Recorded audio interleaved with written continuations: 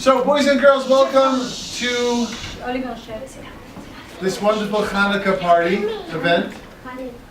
And my name is Ari, and we're going to quickly say the story of Hanukkah.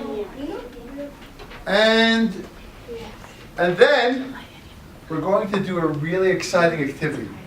So, a long time ago, the Jewish people were living in Eretz Yisrael, in Israel, in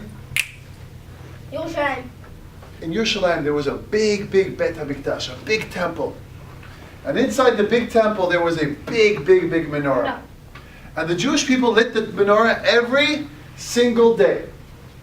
And one day, the king, his name was King Antiochus, he decided that he's had enough, and that from now on he made a decree that all the Jewish people have to stop being Jewish. They can't pray to God, they have to pray to the Greek gods, to the idols. He told them that there's no more Shabbat, there's no more kasher, that's it. And the Jewish people, of course, said, No way, we're not going to listen to you, right? We're going to do what's right. And he said, if you don't listen to me, boys and girls, he said, if the Jewish people don't listen to me, I'm going to bring my big army, and I'm going to get everybody in big trouble. And the Jewish people said, we're not scared of you. And they made their own army called the Maccabees. And the Maccabees came and they fought against the big Greek army. The Maccabee army was much smaller and they didn't have all the weapons, but a miracle happened and they won. And the Greek army ran away, and the Jewish people came back into the Bet HaMikdash, into the big temple, and it was very dirty. They messed up the whole place, and they cleaned it up, they made it beautiful, and they wanted to light their menorah, but they couldn't find it. Where's the big menorah? And then finally they found it. It was in the corner, they pushed it on the floor. Big menorah. It was made out of pure gold. It was beautiful. So they picked up the menorah and they wanted to light it. But boys and girls, this menorah, they didn't use candles for, right? They used oil. Oil. That's right. They used oil. So they went to the cupboard where they have all the oil. They opened up the cupboard and they started to feel around and they can't find any oil. And they looked everywhere. And then one little boy, like your age, found one little bottle of oil. And everybody was so excited. And they started to sing and dance. And they took the oil and they poured it into the menorah. And they lit the menorah. And everybody was so happy.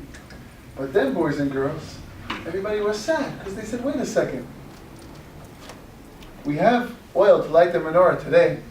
But if we want to get more oil, it's going to take us a long time.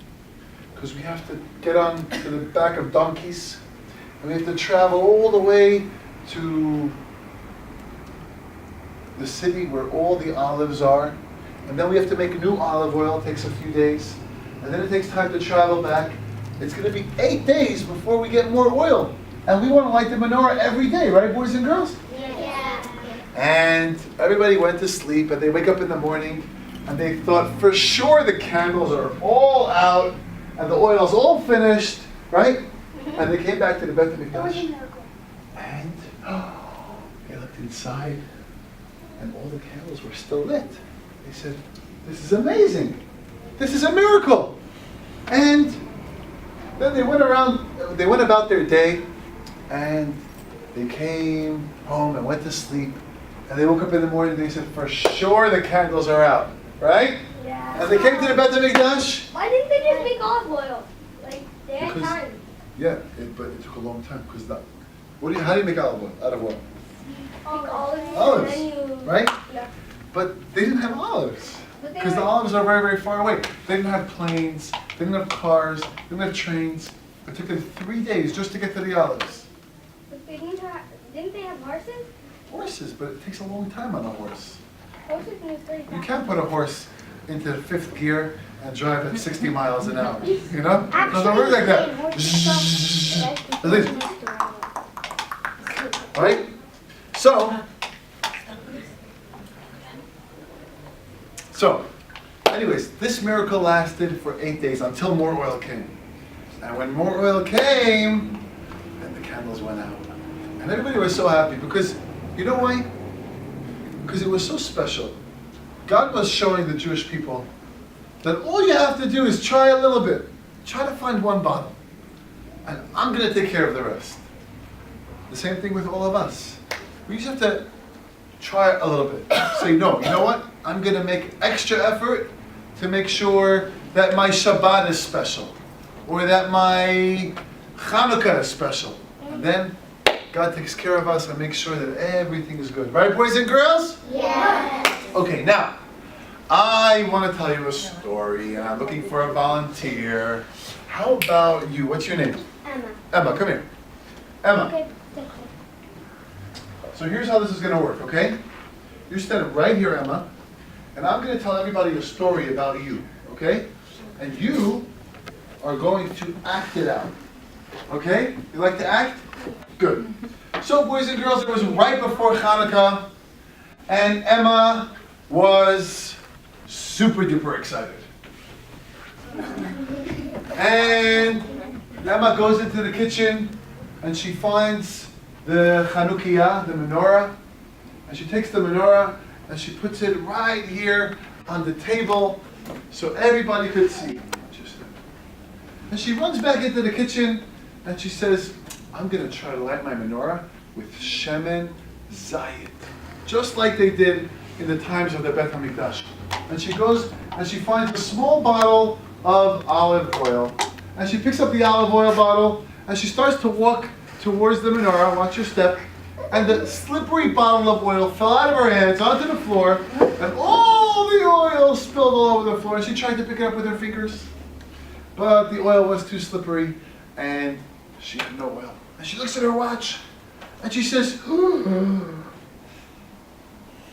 Hanukkah starting in 5 minutes. What am I going to do? And she runs back to the kitchen, and she's looking around. What else can I use? And she finds a jar of peanut butter. She says, can I use peanut butter to light the menorah? No. Then she finds a can of tuna fish. She says, maybe I could use the oil inside the tuna fish. No, that's going to smell really funny. So she puts it down and she starts to think. She says, wait a second. Olive oil. Where does olive oil come from? Olive. She says, maybe we can make our own olive oil, right? Yeah. Okay, thank you, Emma. Good acting.